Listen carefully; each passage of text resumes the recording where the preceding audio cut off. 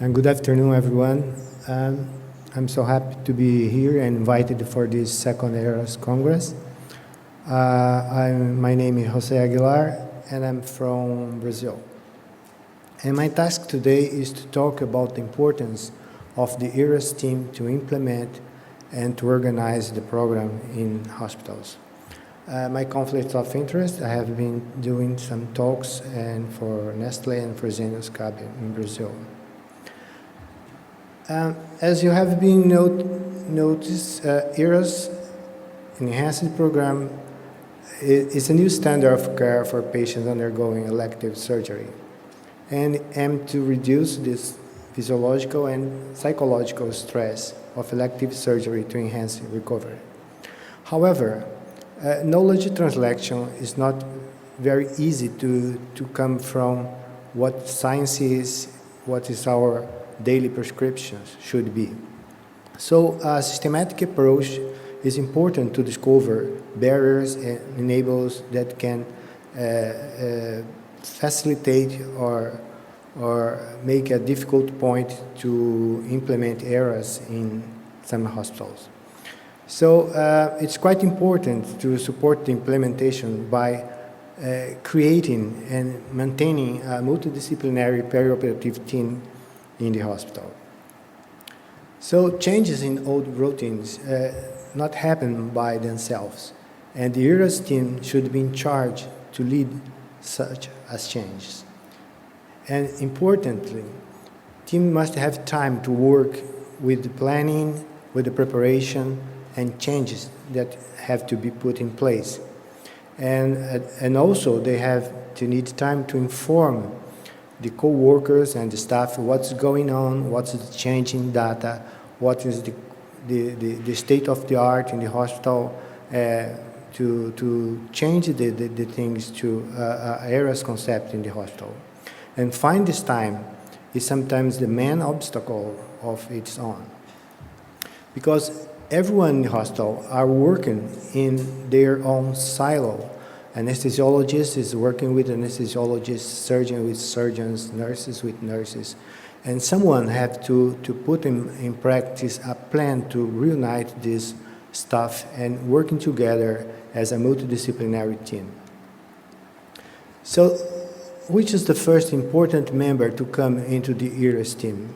Probably someone from the manager staff, the administrative staff, or someone who can decide things in the hospital. It's quite important because they have the power to assign staff to the team and reinforce the priority of the task to change things in the hospital. And also, someone in the manager staff can allocate time, which is very important for members to work and change the things in the hospital. And also important is to designate some budget because they have to put some budget for the plan works, and then after all collect the data and see that this enforce is happen, and then the money spent can be returning very easy when you reduce length of stay, antibiotics, infections, etc. So the members of the ERAS team, along with the administrative staff, should have a surgeon, anesthesiologist, and nurses, of course. And in some hospitals, such in my country, we need the dietitian inside the team because we have a law in Brazil that a multidisciplinary nutritional team have to be in place in big hospitals. So dietitian is an important member of the ERAS team. And in some countries, intensive care member, it's important. I know that in some places in Europe, anesthesiologists do intensive care job, but in other countries this is different. And then someone that can prescribe for our patients in the post-operative phase in the intensive care should be important, so they can assure that the thing is doing properly. And the leader of the team is another thing that is important. And which should be the leader? it can be different from place to place, but the leaders should be individuals who help create options and opportunities and build committed and coalitions between the members of the hospital staff, and should inspire others and work with them to construct a shared vision of the possibilities, and also engage followers in such a way that followers become leaders of their own right. And we have to distinguish in the way of implementation which one is a positive leader and which one is a negative leader. Negative leader also exists in everywhere, and they are sometimes intelligent, and they can create difficulties and with a lot of ways, and then we have to avoid having a negative leader between the team. The proper leader should be capable, enthusiastic, credible. He should act in a way consistent with what he's trying to change. I mean, their patients should be prescribed with the ERAS routines, like abbreviation of preoperative fasting, early postoperative feeding, etc. He should respect people's difference and make others feel a real part of the group and organization, and also help others learn from their mistake. The tasks of the ERAS team, probably audit is very important in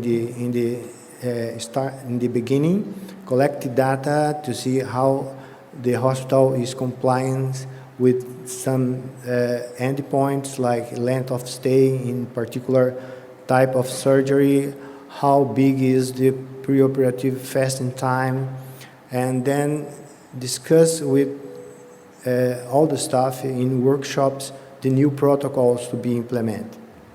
And then continue to audit and collecting data to compare and show to the staff how the changes are coming, and compare before and after the implementation, the continued implementation of the ERAS. So we are using the breakthrough method in my country to implement changes, which is a plan that we can act in 4 phases: planning, and which are the objectives to be reached, and who, what, where, or when this plan is going to be put in place, and do the plan, collecting data, analyzing data, and comparing data before and after, and informing the hospital staff how the things are going on, which are the improvements, and which data, which endpoint is not going right and correct, and follow up this data. This is an example in my hospital back in 2006. When we have this traditional protocol of 6 or 8 hours of preoperative fasting, but the data collected showed that this mean time of preoperative fasting was bigger than we supposed to do. And after the implementation for 2 hours, we also have 4 hours, because audit can make the actual figures sometimes be very far from our imagination. So surgery can be postponed, and the second operation can be delayed. So sometimes preoperative fast can be bigger than that. And we become very aware of this in 2006.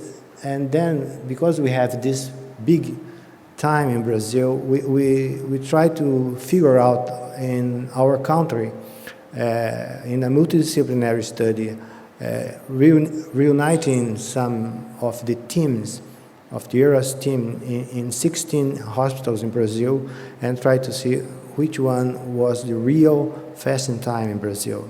And we collected data from more than 3,500 patients. And we have shown that most of our hospitals were still in traditional 6 hours or new per mouth after midnight.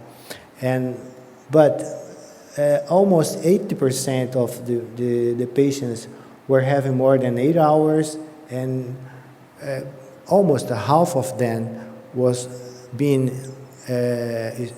the operation with more than 12 hours of fasting, which is not, as you will see during the next 2 days, not metabolically good option to initiate an operation. Another important task for the team is to create booklets and create a routine of preoperative education for the patients. And in this point of view, nurses and anesthesiologists, dietitians and surgeons can work together and compone a booklet and a flowgram of preoperative education for the patients.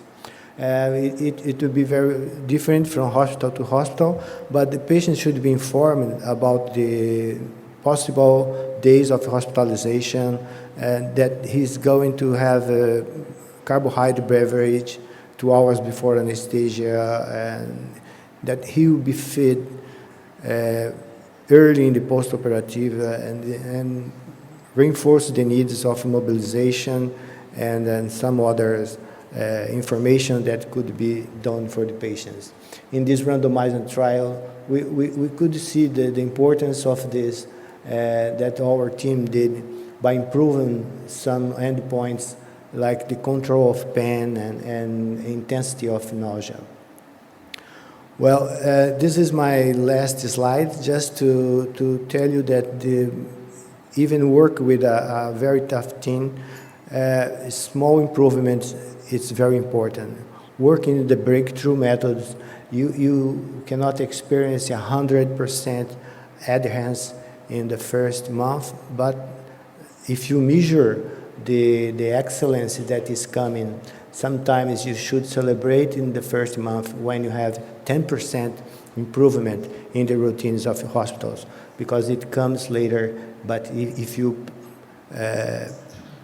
be on the right track, you'll be very happy to see the improvement coming in the long term. Thank you.